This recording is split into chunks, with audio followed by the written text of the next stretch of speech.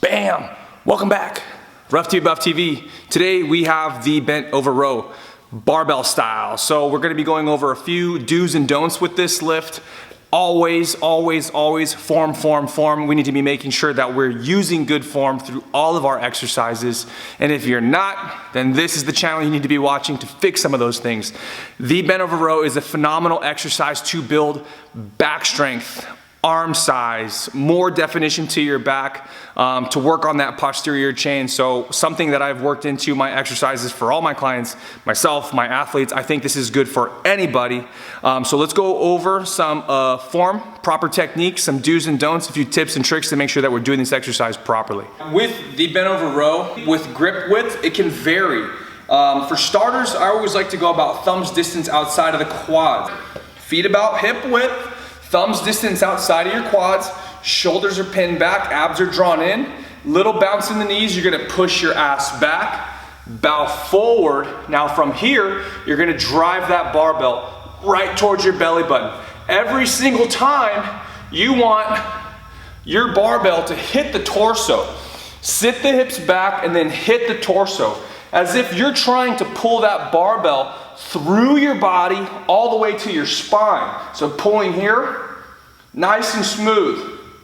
Back stays straight. Remember, don't break the back, don't round out. I like to vary the bar path. And what I mean by your bar path is sometimes it's okay for you to hit low, like low towards your belly button.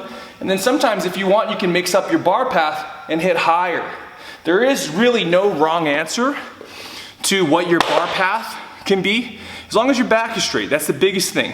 From here, I like to complete a full deadlift. Now, good grip on the bar, engage the lats, deadlift that bar up. Now from here, we're gonna hinge forward, nice and steady. That back stays straight, abs drawn in, and you're gonna pull that barbell directly towards your torso. Try not to kip the body. Now also, mixing up your grip position is another good thing. I like mixing up the grip because we never do anything one way. What we were doing before was overhand. It isn't rocket science. We're just flipping the hands the other way. Now your palms are just gonna be up. Now still, nice, good, clean deadlift off the floor. We always lift shit off the ground with good form, no matter what. The bar has to hit your torso, no matter what. A few no-nos that you're gonna see with the bent over row. If you start to turtle shell like this, that's a problem, okay? No turtle shells. You gotta make sure your back's nice and straight. People may be too high and the back is rounded like this. And then they start pulling in this really terrible Mr. Burns type posture, okay? Or if they're hitching really heavily, they gotta do this stuff. They gotta pull, or sometimes misguided bar path. Take care of your spine. Your neck is a part of your spine. Your neck alignment needs to stay aligned with your spinal alignment. I'm gonna show you the do and the don't. We're taught this in athletics, and you'll see this a lot with military people. Keep your eyes up, because you wanna see where the action is. So here's what I mean by proper neck alignment. Now the do is here. My neck is aligned with my spine. I see people bent over row like this all the time. And this is bad. Look at where my neck is right now. I'm flexing out. I'm shortening my cervical flexors.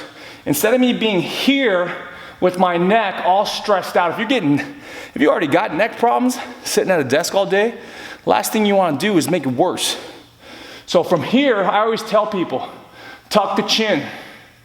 Start separating some of those neck muscles, those cervical flexors in the back of your neck. Big time no-no, especially if you got tight traps, especially if you got a tight neck already. I want you to count how many hours you sit at a desk. Yeah, you're making it worse keeping your chin high. So tuck it down, neck aligned with your spine. You're not like this, boom. Neck's aligned nice and straight. Remember, stack those joints, especially when it comes to your spine. That's it. RoughToBeBuffTV. We're pulling shit off the ground. We're building fucking muscles, guys. That's what this is about. feeling good, looking good, having energy. Put some lean body mass on your body. Don't be afraid to pick up some weights with proper form. Form over everything. I think it's more important than anything else. If you want to change your body, you got to connect your mind to your muscles and do things properly. It's not always about how much weight you lift. It is cool. Don't get it twisted. I love watching people lift a shit ton of weight. But for me personally, I've built my own physique without having to kill myself, without having to squat 500 pounds or bench 300. Those things are cool, but we're thinking long-term here as well. You get one body, and if that body starts breaking down by 35, 45, so I know some people, their bodies are breaking down by 25 because they're not doing things properly. So form over everything else. If you're lifting good every single repetition, you're gonna get a better return on your time. Okay, RoughToBeBuffTV, we are out of here. Barbell, bent over row, spine straight, over, under grip. Make sure that your neck is aligned. You're hinging in the hips properly. Thumbs distance outside of your quads. Feet below your hips. It's okay to mix up your width on your grip and also your row patterns, meaning your bar path. Hopefully you guys found something informative out of this video. I look forward to seeing you guys next time. Don't forget, like, subscribe, tell your friends. I really love making these videos for you guys. I'm KG. I'll see you, and you next time on RoughToBeBuffTV. Peace, guys.